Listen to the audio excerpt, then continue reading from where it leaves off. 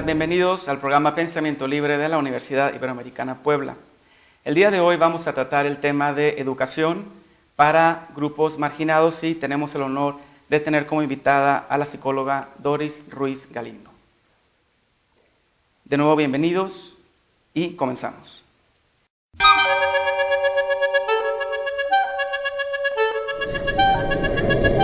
Tú y yo. Igual.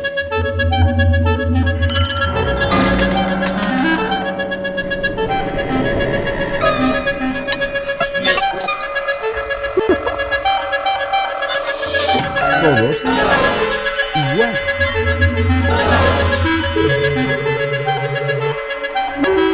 Todos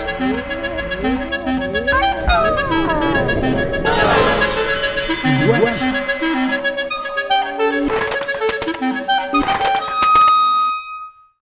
Pensamiento libre.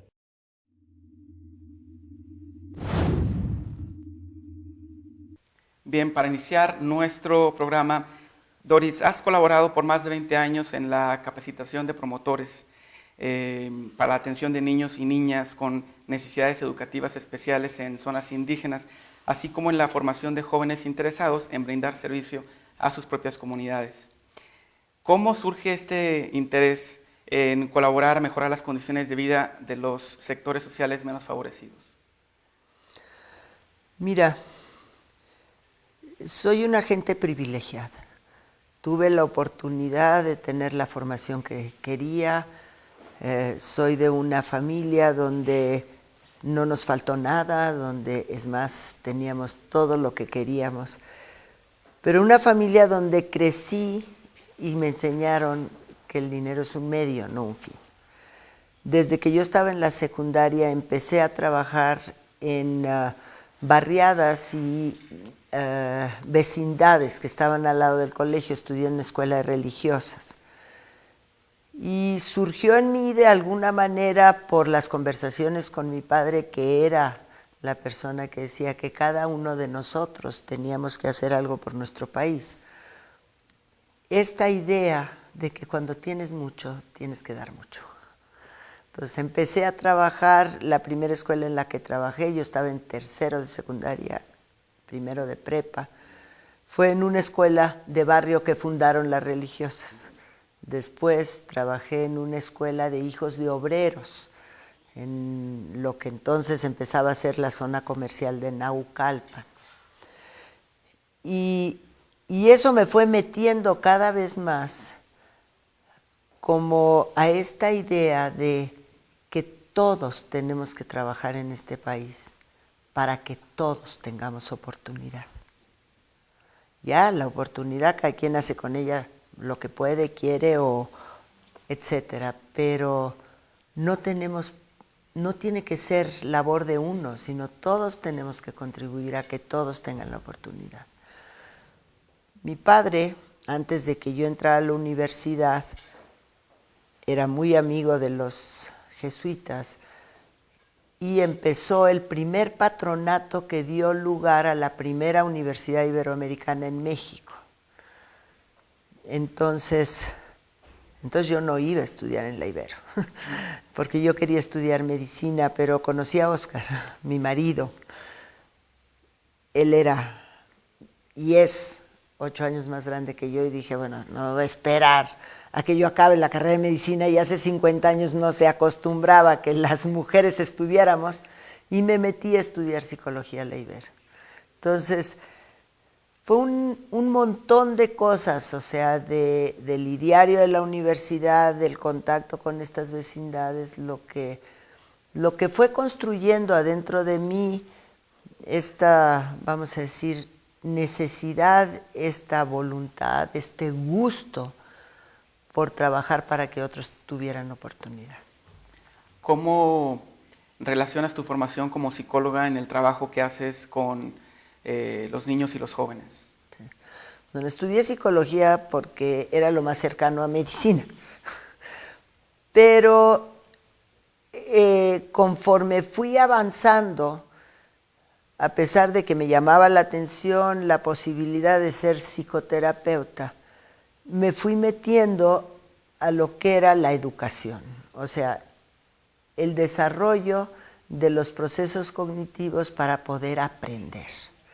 Y empecé a ver que pues, la psicología te ofrece una plataforma pues, sólida, importante, para poder trabajar en lo que alguien necesita para poder aprender.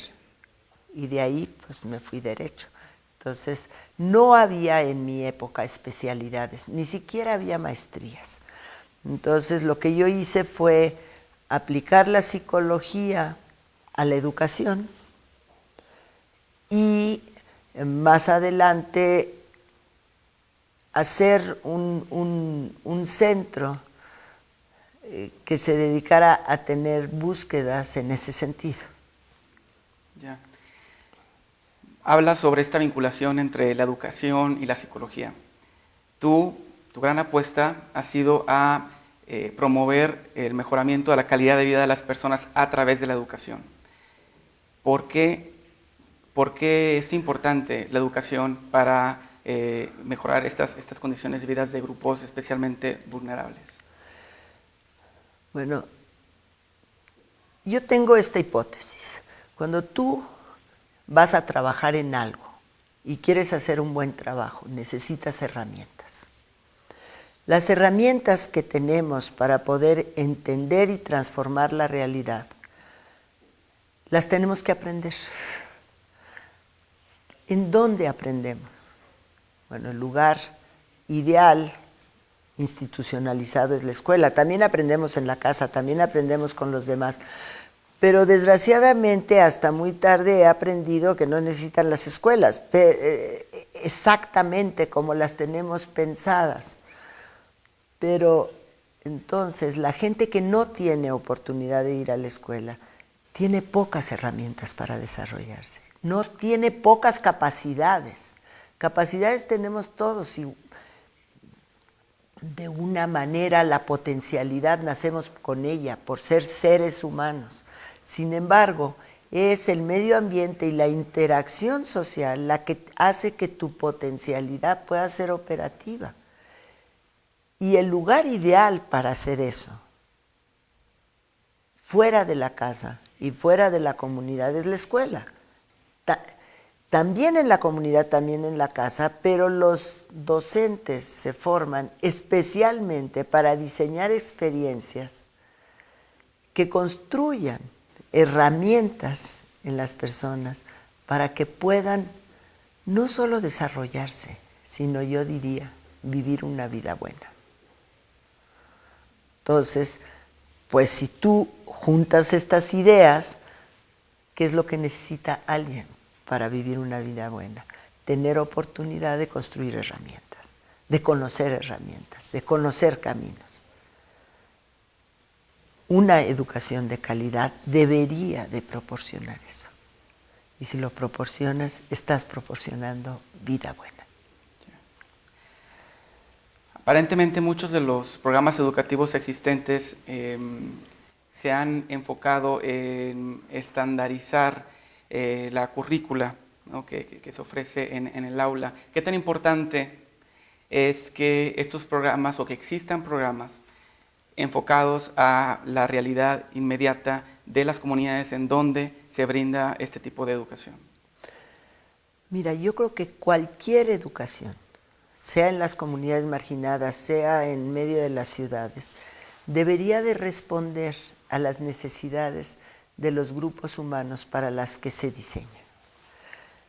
Eso por un lado, o sea, no es una cosa exclusiva de decir vamos a hacer exclusivamente un diseño de un modelo educativo. Aquí hay algunas bases que responden a las necesidades de todos los seres humanos. Pero afortunadamente, porque si no este mundo sería muy aburrido, estamos parados en diferentes lugares en el mundo. Entonces vemos el mundo desde diferentes perspectivas. Eso nos hace que entendamos el mundo diferente, que llamemos al mundo diferente. Por otro lado, afortunadamente también no somos iguales todos. Entonces, el reconocer la diferencia como una riqueza hace posible que tú puedas diseñar un currículum, un objeto, una casa que realmente se pueda usar para vivir una vida mejor. Si tú la diseñas homogéneamente, va a responder a unos y a otros no.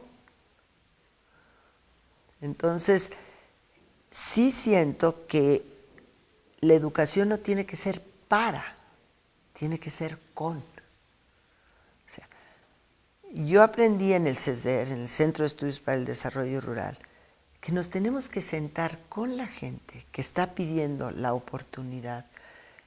Tenemos que conocer sus problemas y entonces hacernos 3 preguntas. O sea, hay este grupo humano que tiene que resolver estos problemas hoy. ¿Qué tiene que saber? ¿Qué tiene que saber hacer? ¿Y con qué actitud para poderlos resolver? Si estamos pensando en jóvenes de 12 a 16 años como serían los de la secundaria. ¿Qué tendrían que saber estos jóvenes para poder colaborar con su pueblo a resolver estas comunidades? A su edad, desde su nivel. Eso te da los ejes del currículo. Después, tú puedes ir encajando esas cosas que como Secretaría de Educación o como ministerio se han asignado, esos aprendizajes que se han asignado a las diferentes etapas del desarrollo, pero no al revés. O sea, no vas a hacer un programa y luego vas a hacer una hortaliza porque son campesinos. Pero eso lo tienes que hacer para los alumnos de la Iberoamericana también, ¿no? Estamos hablando de un proceso de planeación, ¿no? a largo plazo, trabajando en comunidades. Esto que mencionas de trabajar con los grupos pues resulta fundamental y seguramente nos gustaría que después de este corte nos platicaras un poco sobre casos afortunados en el país en donde la currícula precisamente ha estado mucho más enfocada a esa realidad inmediata. Estamos hablando con la psicóloga Doris Ruiz Galindo sobre educación para grupos marginados. Regresamos después del corte.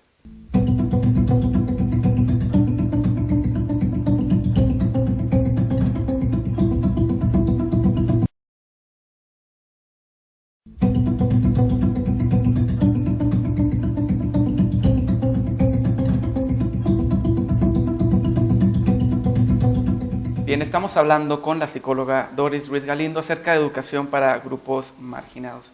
Y antes del corte, Doris, nos estabas comentando acerca de cómo los programas educativos tienen que pensar en trabajar con la comunidad a la cual se dirige y no para, ¿no? Sino más bien con, trabajar en equipo, tomarlos en cuenta en el diseño de la currícula. Al respecto, bueno, en México, ¿qué tipo de educación están recibiendo los niños y jóvenes de pueblos indígenas? Actualmente, ¿cuál es la situación? Mira, en México, desde que se creó la Dirección General de Educación Indígena, se hicieron esfuerzos por dar esta respuesta. El problema es que se hicieron desde una oficina del Distrito Federal y algunas cosas que se fueron logrando fue tener los libros de primero y segundo año en lengua indígena, pero una traducción del libro en castellano. Son esfuerzos y yo creo que todo esfuerzo uno tiene que aplaudirlo. Sin embargo, en este tiempo que ha transcurrido desde entonces, y sobre todo cuando se creó en el año 2000 la Coordinación General de Educación Intercultural y Bilingüe, hemos ido aprendiendo. O sea, que no es hablar la lengua, que no es tratar de poner dibujos de campesinos en los libros, que se trata de hacer un diálogo intercultural, que se trata de pararme donde el otro está parado y ver cómo entiende el mundo y que él podamos darle la oportunidad de pararse donde nosotros estamos parados y que él pueda empezar a entender el mundo desde donde nosotros lo entendemos. La interculturalidad es un término que se ha acuñado hace relativamente poco en el sentido y se ha vuelto muy de moda. Pero bueno, yo llevo 35 años trabajando en comunidades indígenas y me creo una principiante en entender qué es lo que realmente significa hacer interculturalidad. O sea, tenemos que pararnos en el lugar del otro. Yo puedo estar en una asamblea celtal y entender todo lo que dicen, y eso no me capacita todavía para realmente entender el mundo como lo entienden los celtales. Entonces, creo que ha habido muchos esfuerzos, creo que la coordinación en el momento en que Silvia Schmelkes fue coordinadora, que fue cuando yo tuve la gran oportunidad y suerte de trabajar con ella, hicimos muchos intentos porque esto fuera posible. Hicimos muchos intentos de dialogar con la gente. Doris Ruiz Galindo es egresada de la licenciatura en Psicología por la Universidad Iberoamericana. Además es miembro fundador del Centro de Educación Tanseque, asociación civil que se dedica a la asesoría terapéutica de niños y adolescentes y a la consultoría para desarrollo de programas educativos, especialmente enfocados en grupos de extrema pobreza en nuestro país. Ha colaborado por más de 20 años en la capacitación de promotores para atención de niños y niñas con necesidades educativas especiales en comunidades indígenas y en la formación académica de jóvenes interesados en ayudar y apoyar a sus propias comunidades. Asimismo, se desempeñó como asesora de la Dirección General de Educación Intercultural y Bilingüe de la Secretaría de Educación Pública y colaboró en el Centro de Estudios para el Desarrollo Rural en diseño y operación de programas educativos para la misión de Bachajón, Chiapas.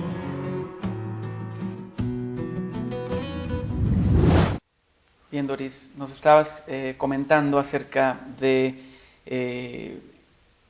cómo es indispensable colaborar con las comunidades, con ellos mismos, para el diseño de los programas educativos y que en realidad es un trabajo de continuo y a largo plazo.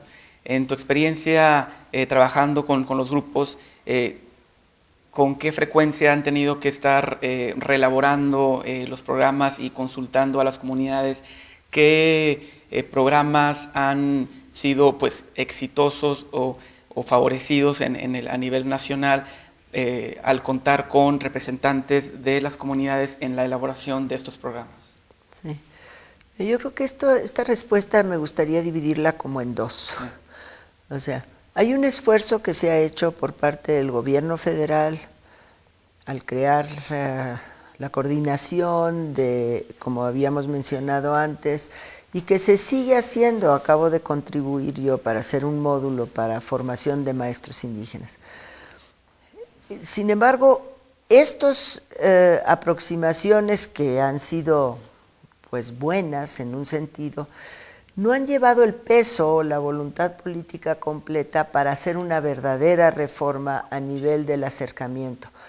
Y porque no es un problema simple. Somos 64 grupos indígenas diferentes, además del grupo mestizo, y hay que hacer una labor de un bordado muy fino. Yo me gustaría, eso sería una cosa, ¿no? Bueno, por otro lado, yo he tenido la gran suerte y oportunidad de trabajar con colectivos, sobre todo el del Centro de Estudios para el Desarrollo Rural, que nuestra apuesta de vida es esta, o sea, responder a las necesidades de comunidades de la agricultura de la pobreza. ¿Qué quiere decir esto? O sea, la mayor parte de los pueblos indígenas pertenecen a estos grupos. Entonces hemos tenido que sentarnos con ellos y empezar a pensar con ellos cuál es la mejor manera de que ustedes puedan construir las herramientas que necesitan para hacer sus propios proyectos de felicidad.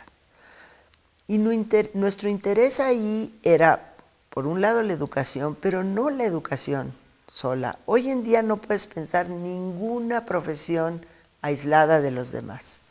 O sea, nuestra idea es poder ofrecer a todas las personas lo que dije al principio, o sea, las herramientas para que cada grupo, cada pueblo, cada colectivo pueda hacer sus propios proyectos de vida buena.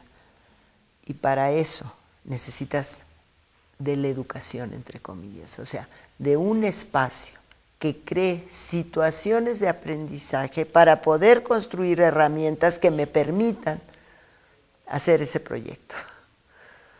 Entonces, el Centro de Estudios para el Desarrollo Rural, desde 1982, está trabajando en este proceso, y la primera cosa fue formar recursos humanos, porque si no nos estábamos contradiciendo. Si nosotros íbamos a hacer los proyectos de vida buena, pues entonces, ¿qué onda?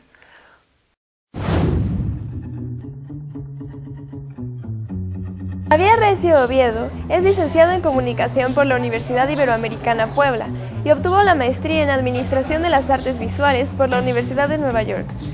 Javier fue coordinador de exposiciones temporales en el Dumbo Art Center de Brooklyn, Nueva York, que colaboró en los departamentos de Educación, Pintura y Escultura del Museo de Arte Moderno de Nueva York, y en esta misma ciudad llevó a cabo diferentes trabajos en coordinación y curaduría en exposiciones de museos, de White Box y de Bronx Museum of the Arts. Actualmente, Javier Recio Oviedo ocupa el puesto de Director General de Desarrollo Institucional de la Universidad Iberoamericana Puebla.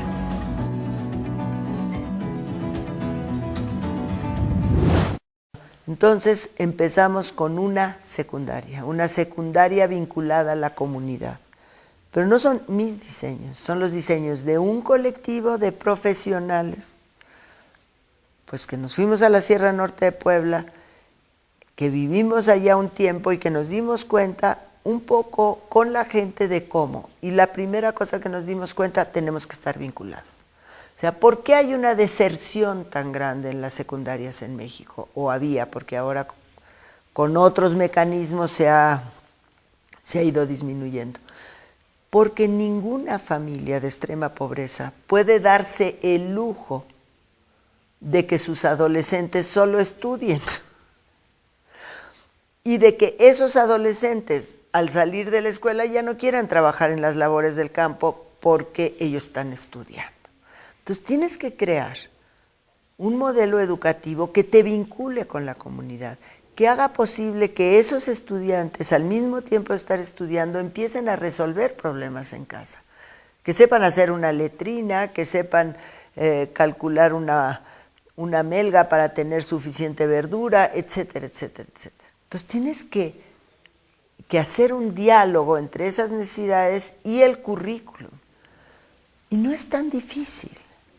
O sea, es mucho más fácil aprender a sacar el tanto por ciento.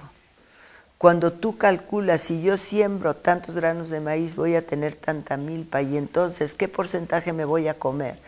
Que si lo aprendes en el pizarrón, haciendo un ejemplo de cuál es el porcentaje que gana un tendero cuando, ¿me entiendes? Sí. O sea, lo que tienes es que cambiar tus situaciones de aprendizaje, no tanto los temas y contenidos académicos, sino cómo vas a crear una situación de aprendizaje para que alguien aprenda cómo medir su terreno, en lugar de cómo alguien aprenda cómo sacar la superficie de un cuadrado o de un rectángulo en el pizarrón. Entonces, de ahí empieza a surgir, y entonces se crea un modelo educativo en donde no enseñas, donde creas situaciones para aprender, y donde esas situaciones giran alrededor de las necesidades más importantes de esos jóvenes en esta comunidad. Pero eso no quiere decir que en cada comunidad tengas que crear uno. Este modelo que se creó en el Centro de Estudios para el Desarrollo Rural, pues empezó a tener nada de deserción. Entonces, la Secretaría de Educación Pública dijo, oigan, chispas, ¿qué están haciendo? Y actualmente este modelo ya se adoptó por la Secretaría de Educación para esa microrregión. ¿Por qué? Porque funciona. Porque los muchachos les gusta ir, porque a los papás no les importa que vayan, porque no se quieren ir de su casa, porque todavía les ayudan a sembrar la milpa, porque saben hacer letrinas secas. Pero esos muchachos cuando salieron de secundaria dijeron, oigan, ¿pero y ahora qué? Queremos una prepa, pero que responda a las necesidades, y se crearon las escuelas rurales de formación para el trabajo. Doris, esto que comentas me parece fundamental, sobre todo para conocer el desarrollo que han tenido este Centro para el Desarrollo Rural, y que hablemos, vamos a ir a corte, pero después, además de hablar de esto, si nos pudieras comentar pues, cuáles han sido los esfuerzos que se han hecho en atención a estos 64 grupos indígenas, ¿no? Que me parece fundamental. Regresamos después del corte.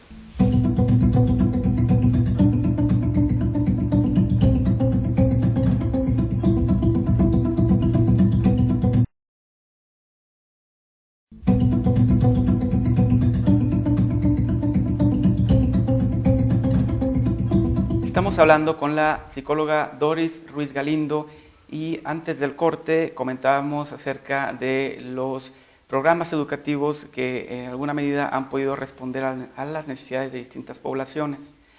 Doris, tú nos comentabas sobre la atención que merecen los 64 grupos indígenas en el país. ¿Podrías, por favor, ahondar un poco sobre eso y qué modelos en el país han funcionado para dar respuesta precisamente a esto? Mira, me gustaría hablarles de lo que sí sé, y es el comienzo de esto en el Centro de Estudios para el Desarrollo Rural. Dio origen a que, por un lado, las instituciones gubernamentales se interesaran por ver qué estaba pasando ahí, y por otro lado, que los grupos indígenas también se interesaran, porque pues nosotros andamos como chapulines de un lado a otro. Entonces, por un lado, esto que te comenté antes de la Secretaría de Educación Pública de Puebla, que tiene una microrregión con el modelo nuestro. Por otro lado, se dio asesoría al CONAFE. Por otro lado, se dio asesoría a la Dirección General de Educación Indígena y a la Coordinación de Educación Intercultural y Bilingüe. Y después del 2000, pues de hecho yo estuve trabajando ahí. Sin embargo, a través de otras, el CESDER tiene muchas alianzas con otras organizaciones de la sociedad civil, como por ejemplo el Centro de Educación Altanesque, que es un centro que yo empecé hace 32 años en la Ciudad de México para la atención de niños con problemas de aprendizaje.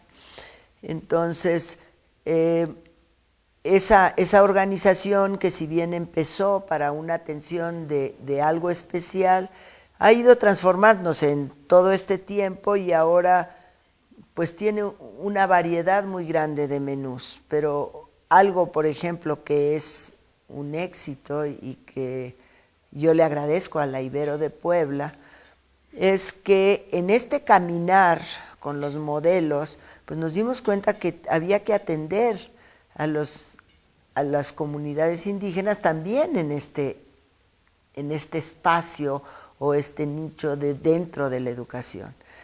Pero ¿qué pasa? No hay terapeutas entrenados, no hay diagnósticos psicopedagógicos interculturales, y con la gente que se formó en el CESDER hicimos uno y propusimos un diplomado, y la Ibero de Puebla nos los avaló. Y entonces ahora tenemos un diplomado que tiene instrumentos de evaluación psicopedagógica para niños náhuatl en náhuatl, y tenemos a 9 profesionistas indígenas campesinas que pueden hacerlo. Entonces, estos son ejemplos de lo que ha surgido de esto. El CESDER además ha estado asesorando esta inquietud en otras organizaciones indígenas. Por ejemplo, en la Tarahumara se asesoró la creación de una secundaria con el modelo educativo de vinculación a la comunidad, pero con las especificidades que tiene la población rarámuri. En la Huichola se asesoró una secundaria que, por cierto, ya cuando se hizo la asesoría, tanto en Chihuahua como en Jalisco, se pensó que la construcción de la escuela era parte del proyecto educativo. Y ahí es donde hemos trabajado juntos Óscar y yo, o sea, mi marido y yo. O sea, el proyecto arquitectónico de la escuela también se hace con la gente. Entonces, se hace el currículum con la gente y el proyecto arquitectónico con la gente. Y este es el caso de la secundaria de la Sierra Tarahumara, es el caso de la secundaria de San Miguel Huestita en Jalisco para los huicholes, y es el caso de una secundaria y un bachillerato bilingüe intercultural para los celtales en el municipio de Chilón, en Chiapas. De esas experiencias, bueno, ustedes han tenido aquí a exalumnos becados que han salido del bachillerato del Centro de Estudios para el Desarrollo Rural y de la preparatoria de Huaquitepec, que es un bachillerato bilingüe intercultural que es hijo del CESDER, en el sentido de que el CESDER asesoró y construyó con ellos el currículum, y de la cual yo tengo la suerte de haber sido 7 años directora. Y tienen ya egresados con título profesional, arquitecto, diseñador gráfico, 2 contadores y 2 maestrías en educación. Entonces, y todos tienen una manera innovadora de responder.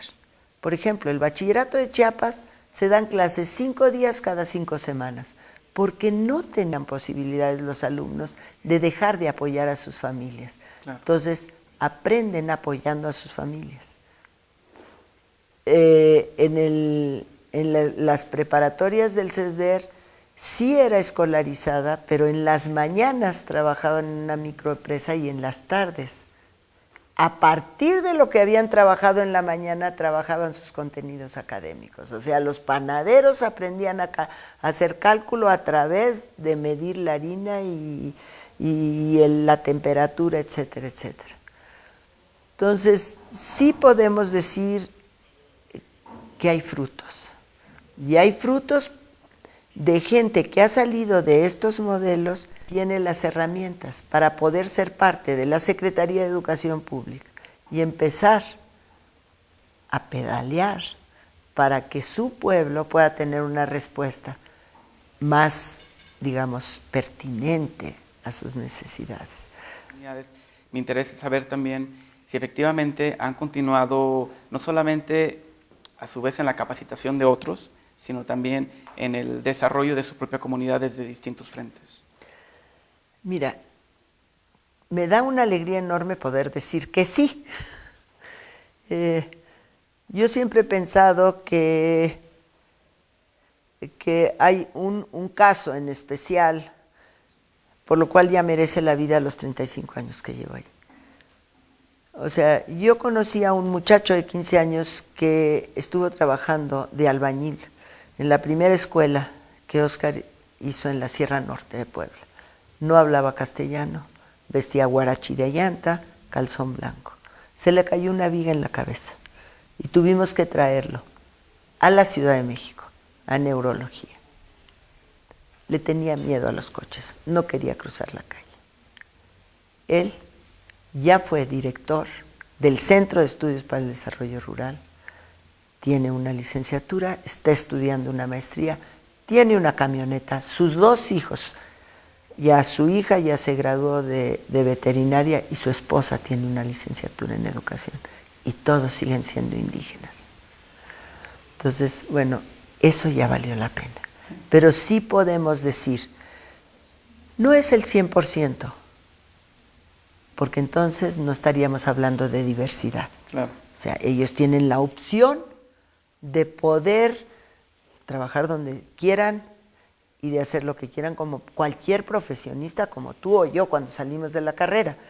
Sin embargo, creo que esta manera de responder desde la secundaria, analizando la problemática de las comunidades, hace que naturalmente ellos quieran ofrecer su trabajo a su propio pueblo.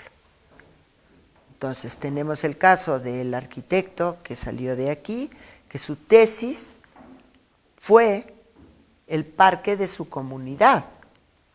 Tenemos al diseñador gráfico que ahora trabaja con Tanesque, esta organización de la que te hablaba yo hace un momento, y está haciendo las ilustraciones para los instrumentos de evaluación de niños indígenas, y como hablan náhuatl, de una vez las traduce. Y estamos haciendo cuentos en náhuatl y castellano para los niños, porque les enseñan a leer en una lengua que no hablan. Entonces tenemos que la egresada de contabilidad, una chica celtal, es la contadora del Centro de Derechos Indígenas en Chilón. Y Manuel, que también es contador, es el contador del Centro de Estudios para el Desarrollo Rural.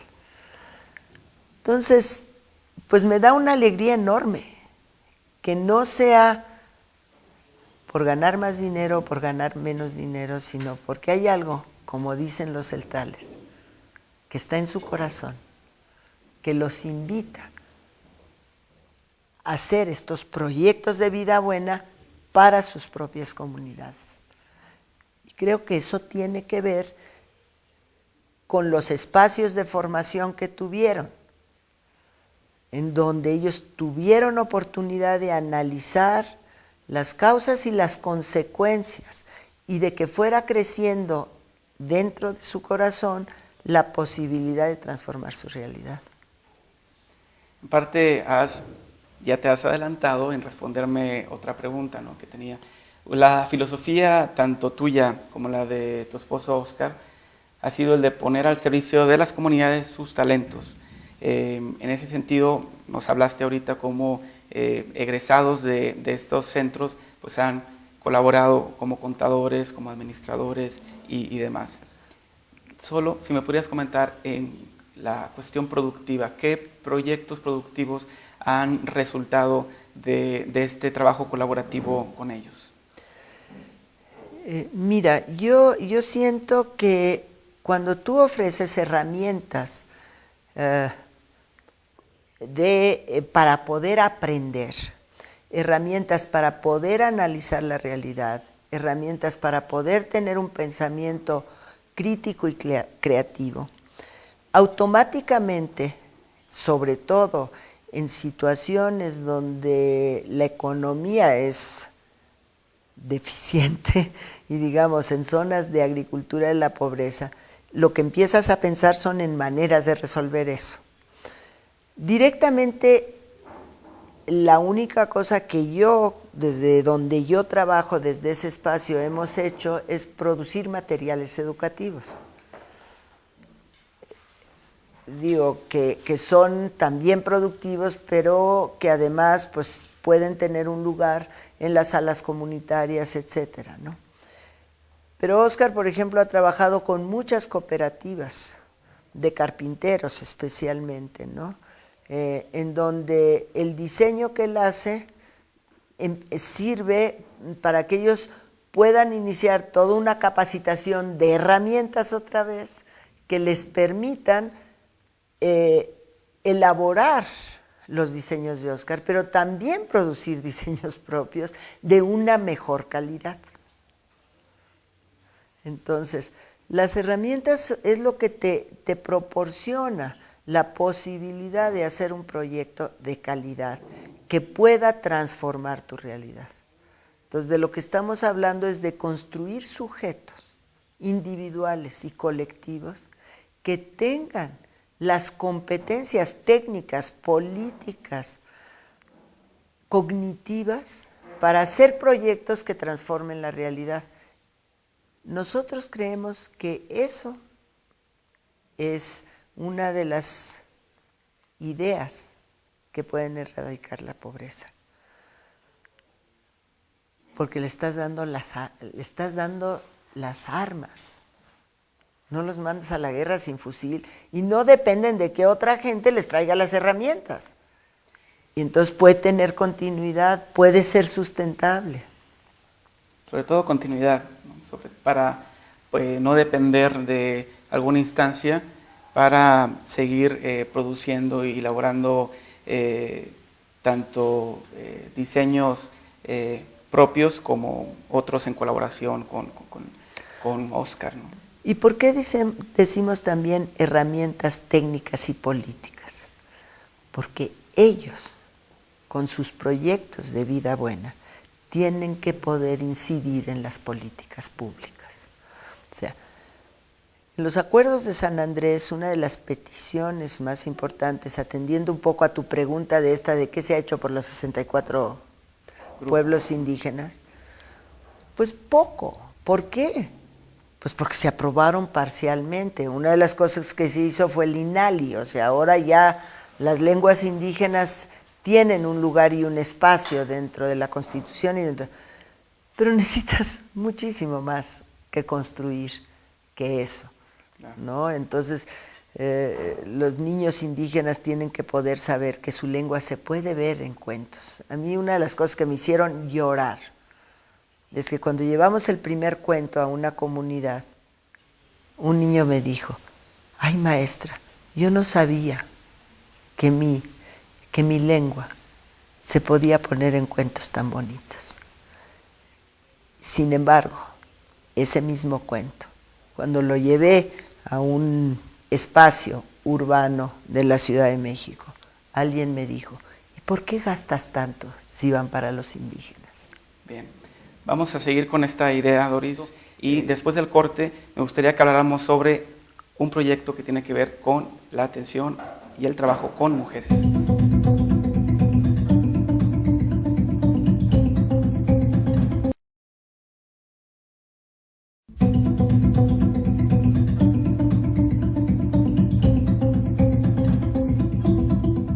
Bien, estamos hablando con Doris Ruiz Galindo y antes del corte comentábamos, Doris, acerca de un proyecto donde se involucraron, los niños, se tomaron en cuenta sus cuentos, se plasmaron en libros de buena calidad, se diseñaron también juguetes para ellos y este fue un caso muy afortunado que no siempre se da de voluntad en el que se pudieron elaborar estos trabajos y en el que se generó pues orgullo en los niños que fueron los creadores y actores de estos productos.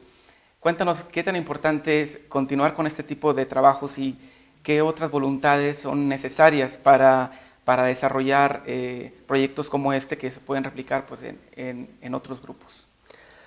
Mira, yo creo que es importantísimo. Yo creo que es importantísimo porque son,